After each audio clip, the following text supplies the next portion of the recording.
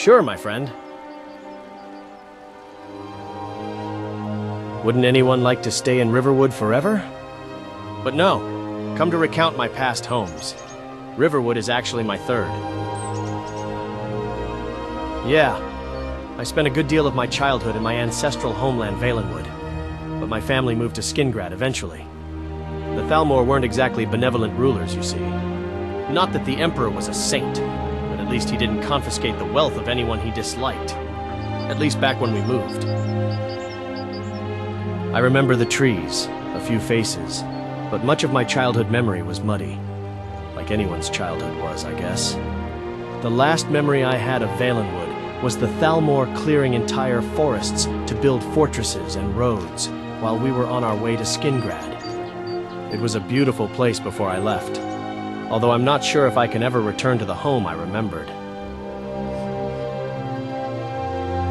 Well, it was the closest place to Valenwood that wasn't owned by the Thalmor. As a matter of fact, many of my people moved to Skingrad after the Thalmor takeover. I guess my parents thought it'd be just like home. My thoughts are with putting food on my table, not arguing higher politics. As far as I'm concerned, they're far away in the south, and I'm basking in the beauty of the north. It might almost seem ridiculous to you, but it's just a matter of money. After the Great War, there began outrageous taxes in Cyrodiil.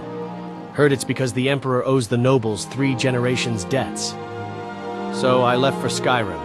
Was planning to go for a big city similar to Skingrad. Better work and all, you know. But when I passed through Riverwood, I was immediately reminded of Valenwood, of home and its beauty. It's where I wanted to stay, for good this time. Of course. Sure, my friend. Ironic for a Bosmer to cut trees for a living, right? The truth is, I wanted to stay in Riverwood, and the mill was the only place that had a job for me. I'm not too averse to the notion of cutting trees. It's not like I grew up with the spinners or believe in Yffrey or whatnot.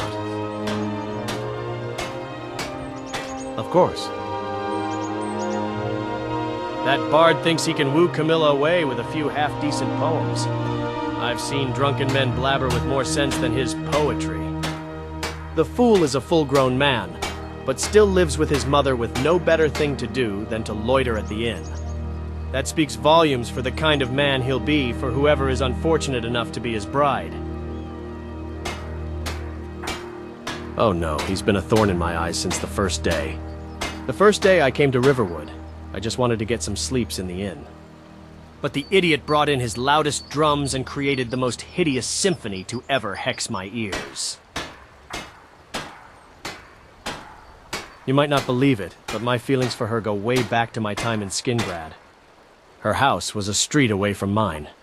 Every time I woke up, I'd look outside the window and see her feeding the stray cats. I never mustered enough courage to talk to her. I mean, we talked, of course, about weather and things. They had passed away by then, but if they were there, I have faith they would have loved Camilla. They've always wanted me to find a Bosmer girl, but there's a, how do I put it, exotic yet gentle beauty in human girls that's absent in elves. Similar to how a human might find an elf exotic, I'd presume. It's not the reason for the feelings I've developed for Camilla, of course. I liked her, and I wanted to be with her, but I also wanted a better life, and that life couldn't be found in Cyrodiil after the war. So I made a choice, uneasy but not entirely regrettable. Anyone would be happy to see a woman like Camilla. But yes, when I saw her again in Riverwood, I could scarcely believe my eyes. I thought I'd never see her again. But it seemed as if the gods had given me another chance to be with the woman I loved again. Her brother owned a lucrative business back there. Fat cattle for the Emperor, no? I guess they've just had enough of making money for the Empire instead of themselves. Of course. Remind me to be nice to the innkeeps. You never know which of them turns out to be a secret dragon hunter. All this trouble you went through to learn Dragon Ren, and Alduin still escaped. Should have just trusted my arrows. I never thought I'd be in a council with the Empire's general. Think you can convince him to give me my taxes back? Something stinks, and it's not the rat way. Nords have always been fixated on their axes. Much more so, their dead ancestors' axes. I still can't see how an axe can open Ysgramor's tomb. Do you plan to cleave the door open or something?